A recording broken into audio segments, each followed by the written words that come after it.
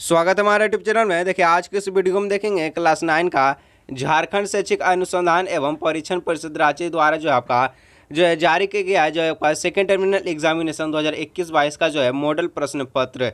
इस वीडियो में देखेंगे जो आपका विज्ञान यानी जो आपका साइंस का जो है सेट 1 देखने वाले हैं। क्लास 9 का मॉडल पेपर टर्म 2 का सेट 1 साइंस का देखने वाले हैं, इसलिए वीडियो पर अंत तक बने रहिएगा और अपने सभी दोस्तों के साथ जो है इस वीडियो को जरूर शेयर कीजिएगा और चैनल पर पहली बार आए तो चैनल को सब्सक्राइब करके साथ ही बेल आइकन को प्रेस कर नोटिफिकेशन को ऑन कर दीजिएगा। तो चलिए वीडियो को स्टार्ट करते हैं, वीडियो पर अंत तक बने रहिएगा। तो सबसे पहले हम लोग कुछ इसके बारे में देखने वाले हैं। तो देखिए आपको जो है इसका जो 40 नंबर रहेगा और समय आपका जो है 1.5 घंटा दिया जाएगा। समान निर्देश में पढ़ेंगे हम लोग कि परीक्षार्थी यथासंभव अपने शब्दों में उत्तर दें, मतलब आपको अपने शब्दों में जो भी समझ में आता है आप वो क्वेश्चन पेपर पर लिख सकते हैं। कुल प्रश्नों की संख्या आपका 19 रहने वाला है। 1 से 7 तक जो आपका है अति लघु रहेगा प्रश्न, जिसमें आपको जो है 5 प्रश्नों का उत्तर देना है, यानी 7 में से 5 प्रश्नों का उत्तर आपको देना है जो वेरी शॉर्ट रहेगा और ये एक प्रश्न का 2 नंबर आपको दिया जाएगा। उसी प्रकार जो आपका जो है शॉर्ट में बात है कि शॉर्ट में भी आपको जो 7 क्वेश्चन पूछा जाएगा जिसमें आपको 5 का जो है सही जवाब देना है और जो है इसमें आपको जो एक प्रश्न को 3 नंबर दिया जाता है। और बात करते हैं लॉन्ग का, तो लॉन्ग में आपको जो है 5 प्रश्न रहेगा। लॉन्ग में कुल 5 प्रश्न रहेगा जो कि 15 से 19 तक का प्रश्न रहेगा, जिसमें आपको जो है 3 प्रश्नों का उत्तर देना है और जो कि आपका जो है एक क्वेश्चन जो आपका है 5 नंबर का रहेगा। तो आप समझ कर दीजिए आंसर को, क्योंकि आपको जो है इसमें 40 नंबर का पूछे जाने वाला है सब्जेक्टिव प्रश्न है। आपका जो है साइंस का जो है सेट 1 का आपका पहला प्रश्न है कि ऊर्जा और शक्ति का एसआई मात्रक लिखिए।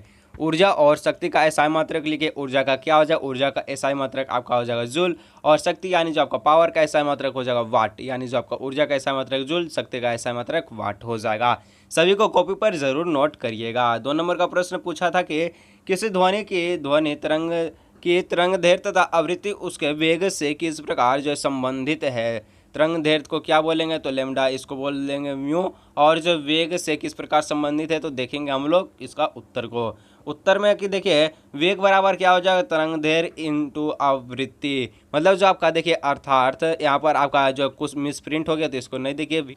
तो देखिए आपका हो जाएगा भी बराबर आपका लेमडा का साइन दे दीजिएगा। लेमडा का साइन ऐसा होता है, लेमडा का साइन देखिए आपको जो है गुना में लिख देना है, म्यू लिख देना, तो म्यू इस प्रकार हो जाएगा। तो आपका वेग भी से वेग हो गया और लेमडा से आपका तरंगदैर्घ्य हो गया और म्यू से आपका जो है आवृत्ति हो गया। बाद देखिए आपको जो 3 नंबर का प्रश्न पूछा है कि H2O का आणविक द्रव्यमान का परिकलन कीजिए। आणविक द्रव्यमान का परिकलन कीजना है तो H2O का क्या हो जाएगा? तो 2 गुना H का 1 हो जाएगा और प्लस जो O, तो हाइड्रोजन और ऑक्सीजन इसमें है। हाइड्रोजन 2 गुना हाइड्रोजन प्लस ऑक्सीजन, तो 2 गुना 1 हाइड्रोजन का 1 होगा प्लस 16 आपका जो ऑक्सीजन का हो जाएगा और इस सभी को जोड़ेंगे तो कितना आ जाएगा? 18 हो जाएगा। तो आपका H2O का आणविक द्रव्यमान कितना निकल कर आया? 18 निकल कर आया। कॉपी पर नोट करिए, सभी को जरूर नोट करिएगा और समझिएगा भी जरूर। तो 4 नंबर का आपका प्रश्न है कि 1 मोल से आप क्या समझते हैं? 1 मोल जो है उससे आप क्या समझते हैं? तो किसी पदार्थ में उपस्थित कणों की संख्या को मोल कहते हैं। किसी भी पदार्थ में उपस्थित कणों की संख्या को मोल कहते हैं।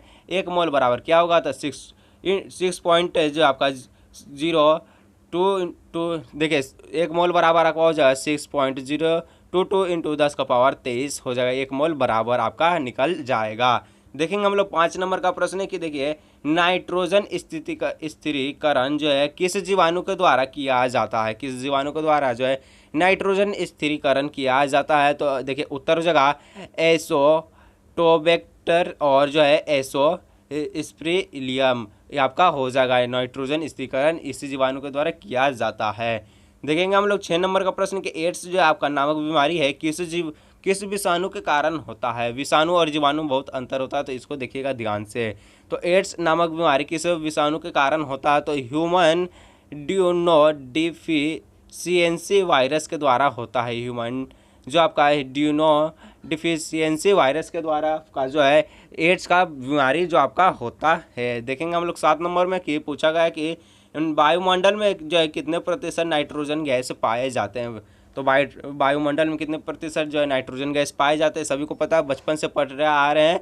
तो कितना 78% जो है वायुमंडल में नाइट्रोजन गैस की मात्रा पाया जाता है। देखेंगे हम लोग जो आपका सेक्शन भी आपका जो वेरी शॉर्ट आपका जो 7 प्रश्न समाप्त हुआ, जिसमें आपको 5 प्रश्न को उत्तर देना था, जो कि आपका 2 नंबर का प्रश्न था, यानी 2 नंबर का आपका जो है एक प्रश्न का 2 नंबर था। तो इसमें आपका जो सेक्शन भी जो आपका है 3 गुना 5 यानी 15 जो आपका 7 प्रश्न पूछेगा, जिसमें 5 प्रश्न को उत्तर देना है और एक प्रश्न का आपका जो नंबर रहेगा 3 नंबर रहेगा। तो देखेंगे हम लोग जो आपको किन्हीं 5 प्रश्न का उत्तर दीजिए यानी शॉर्ट को। तो देखिए शॉर्ट का जो आपका पहला प्रश्न है कि 1 जूल को परिभाषित कीजिए, उस भौतिक राशि का जो है नाम बताइए जिसका एसआई मात्रक जूल है। जूल का एसआई, जूल किसका एसआई मात्रक है अभी बताए, सबसे ऊपर में किसका था, तो वो था डब्लू का एसआई मात्रक यानी कार का। तो देखिए जब किसी वस्तु पर 1 न्यूटन बल लगाने से 1 मीटर का जो विस्थापन होता है तो उसे 1 जूल कार कहते हैं। कार का एसआई मात्रक जूल होता है, जूल है कार का एसआई मात्रक क्या है, तो जूल है। तो देखिए हाँ, जब आप जो है देखिए इसका जो फॉर्मूला क्या था, तो डब्लू बराबर जो आपका एफ एस हो जाएगा, आपका जो कार्य का जो आपका फॉर्मूला हो जाएगा डब्लू बराबर एफ एस। तो डब्लू बराबर एफ एस, एफ कितना है 1 दिया गुना एस कितना 1 दिया, तो कार्य कितना निकलेगा, तो डब्लू बराबर 1 गुना 1 करेंगे तो आपका कितना निकल आएगा, तो 1 ही निकल आएगा। तो यानी जो आपका डब्लू आपका 1 जूल हो जाएगा। तो इसको 1 जूल को परिभाषित करना है। अगर आपको बोलना है कि न्यूमेरिकल में बनाकर दिखाए तो इसी प्रकार का बनाइएगा।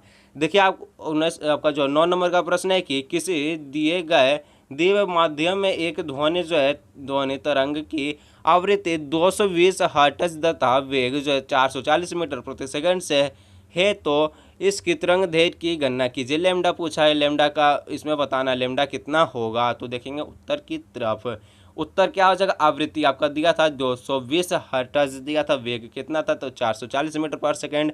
तो 440 आपका क्या था आवृत्ति, मतलब जो वेग दिया था, तो v बराबर क्या होता है आपका जो v बराबर आपका जो लेमडा होता है, लेमडा गुना आपका जो हो जाएगा म्यू हो जाएगा।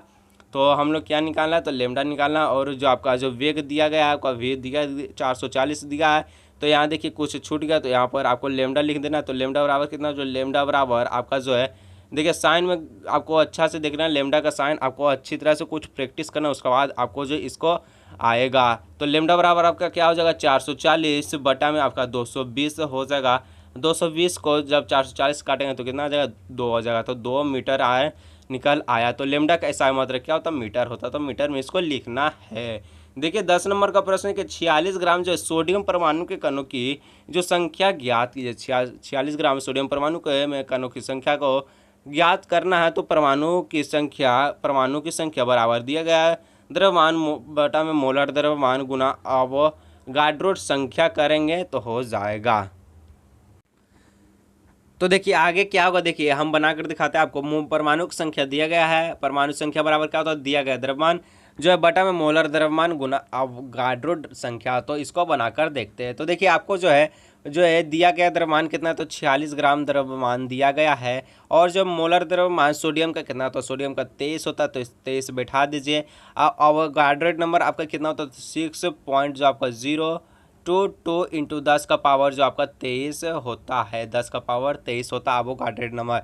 तो 23 से आप अगर 46 काट दें तो 23 दूनी 46 होता है। और 2 को जब आप जो अवोगाड्रो नंबर से गुना करें तो आपका आंसर कितना आएगा, तो 12 पॉइंट जो आपका 044 इंटू आपका 10 का पावर कितना आ जाएगा, 2 3 आपका आ जाएगा। तो यही आपका निकल कर आया असली आपका जो आंसर यहाँ इतना निकल कर आया आपका, ठीक है। उसके बाद हम लोग देखेंगे 11 नंबर का प्रश्न को।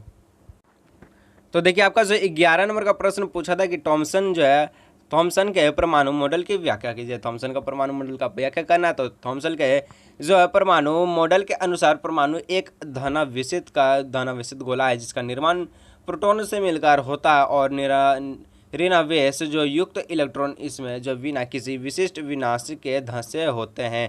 मतलब जो तरबूजा वाला बात था जो कि बीच उसका धंसा हुआ लाल तरबूजा के अंदर अभी भी तरबूजा बिक रहा है, तो आप उसे देखकर भी समझ जाइएगा कि वैसा ही जो है थॉमसन ने जो परमाणु मॉडल का व्याख्या की जाती है, जो कि बिल्कुल तरह से वो गलत जो है मॉडल को दर्शाया गया। तो उसके बाद देखेंगे 12 नंबर का प्रश्न की।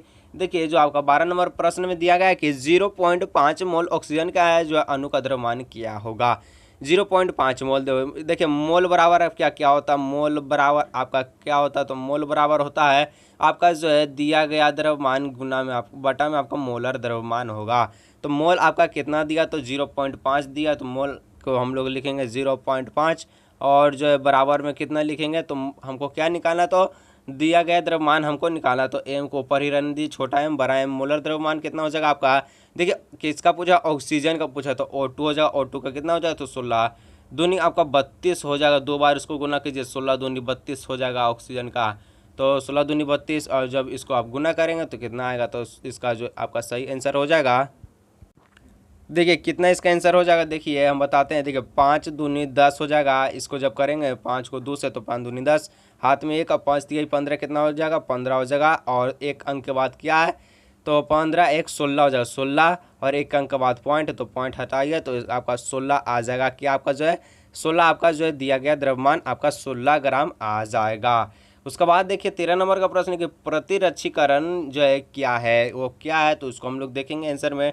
तो जब किसी वैक्सीन के टीके का उपयोग जो है उपयोग करके शरीर के अंदर सूक्ष्म जीवों को मारकर या उनके प्रवेश पर रोक लगाते हैं, तो इससे जो है शरीर की प्रतिरोध क्षमता बढ़ जाती है। शरीर में रोगों से लड़ने के लिए जो है क्षमता का विकास करने की प्रक्रिया को प्रतिरक्षीकरण के कहते हैं। इसी को हम लोग जो है प्रतिरक्षीकरण करते हैं, जो कि एक टीका है जिसका जो है हमारे शरीर में लगने से उसको बहुत सारे रोग को जो है रोक दिया जाता है। उसके बाद हम लोग देखेंगे जो आपका 14 नंबर का प्रश्न है कि जल प्रदूषण के 3 कारण बताइए। जल प्रदूषण किन कारणों से होता है, 3 कारण को बताना। जल प्रदूषण के 3 कारण निम्नलिखित है।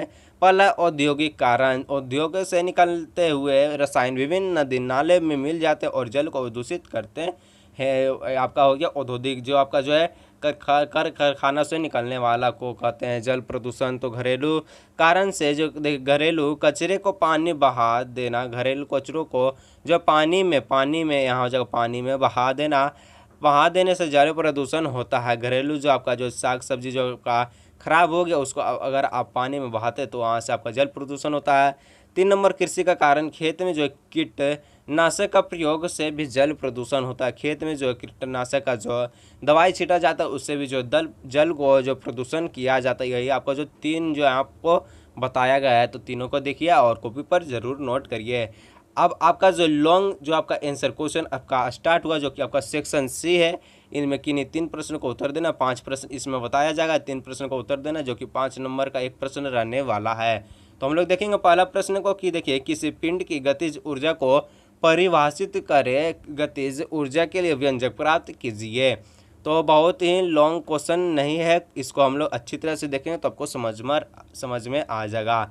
तो उत्तर हम लोग देखेंगे किसी वस्तु की गति के कारण उसमें उपस्थित ऊर्जा को गतिज ऊर्जा कहते हैं। किसी वस्तु में जब आपका जो है उपस्थित ऊर्जा को क्या कहेंगे, गतिज ऊर्जा कहेंगे। तो इसको हम लोग व्यंजक दिखेंगे। इसका सूत्र तो देखिए हम कॉपी पर नोट किए, तो आपको यहाँ से देखना है और समझना है, क्योंकि इसको समझना ही बहुत ज़रूरी है। तो माना कोई वस्तु जो है जिसका द्रव्यमान m है, वस्तु का द्रव्यमान m है, जो भी वेग से गतिशील है, वस्तु में F बल कार्य कर रहा है। तो देखिए यह वस्तु है जो कि m से मतलब v से गतिशील है, इसमें दर्शाया गया है। और इसका जो बीच का दूरी क्या है, d है। तो इसका हम लोग सूत्र निकालेंगे कि इसका जो गतिज ऊर्जा का व्यंजक निकालना है, तो यानी उसका सूत्र निकालना है। तो सूत्र कैसे निकलेगा, तो ध्यान से देखिए, सब निकलेगा, सूत्र भी निकलेगा। तो W बराबर क्या होगा, F गुना D हो जाएगा, यानी F गुना D बोले या S बोले, यानी विस्थापन ही निकल कर आने वाला है। तो या W बराबर FS, देखिए लिखा है कि W बराबर FS, या उसके बाद देखेंगे W बराबर MA गुना में D, यानी जो आपका F बराबर क्या होता है, F बराबर आपका MA होता है। देखिए यहाँ से हम आप इसका जो है कलर को चेंज करते, क्योंकि इसमें जो कलर मैच नहीं हो पा रहा है। तो देखिए आपका जो F बराबर क्या होगा, F बराबर आपका जो है MA निकल कर आएगा। तो इसका जो समीकरण इसको 1 मानना है। तो V स्क्वायर बराबर जो है U स्क्वायर प्लस 2AS, किसका नियम, तो गति का जो है इस नियम से, गति का दूसरे नियम से जो फॉर्मूला निकलता है उसी का जो निकालना है। तो देखिए जो आपका V कितना था, V आपका जो 0 दिया था, यानी V आपका 0 था, और यानी अंतिम वेग आपका 0 था, प्रारंभिक वेग V से गतिशील था, तो V का स्क्वायर यहाँ लगाना है, तो V का स्क्वायर लगा है, और प्लस 2A गुना में D, 2A गुना में D। तो जो देखिए आपका जो है 2 गुना A यानी त्वरण गुना D में इसमें आपका क्या हो जाएगा, जो आपका विस्थापन हो जाएगा।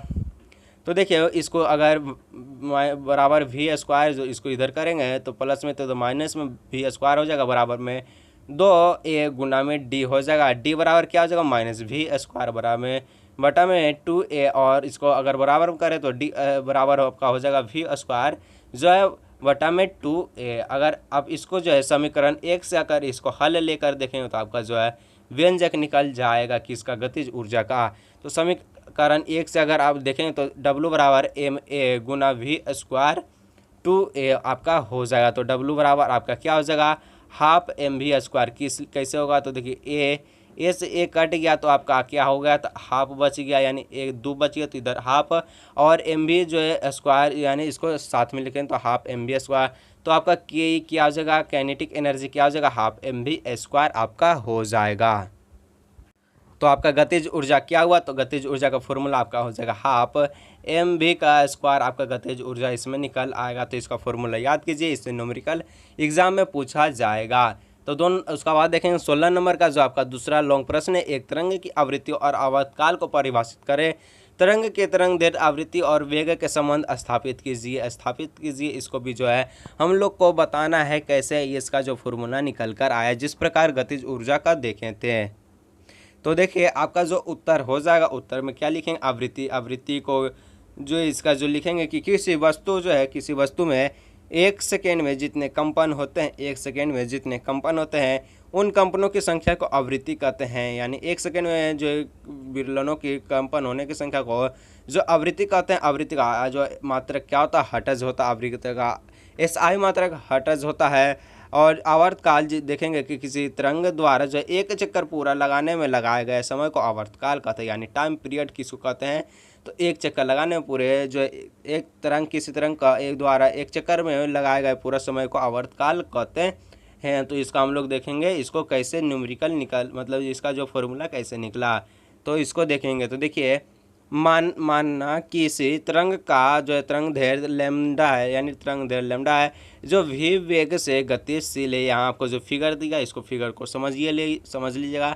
देखिए जो आपका जो है लैम्डा यहाँ दिया गया है, जो लैम्डा है जो आपका v से गतिशील है, v यहाँ दिया गया है। तो उसके बाद देखेंगे, देखिए क्योंकि जो आपका तरंग वेग जो है तरंग वेग v बराबर आपका क्या हो जाएगा तरंग दैर्ध्य आपका तरंग दैर्ध्य बटा में आपका जो आवर्तकाल हो जाएगा, यानी जो आपका लैम्डा बटा में t v बराबर आपका हो जाएगा लैम्डा बटा में t। समीकरण 1 इसको मान लीजिए।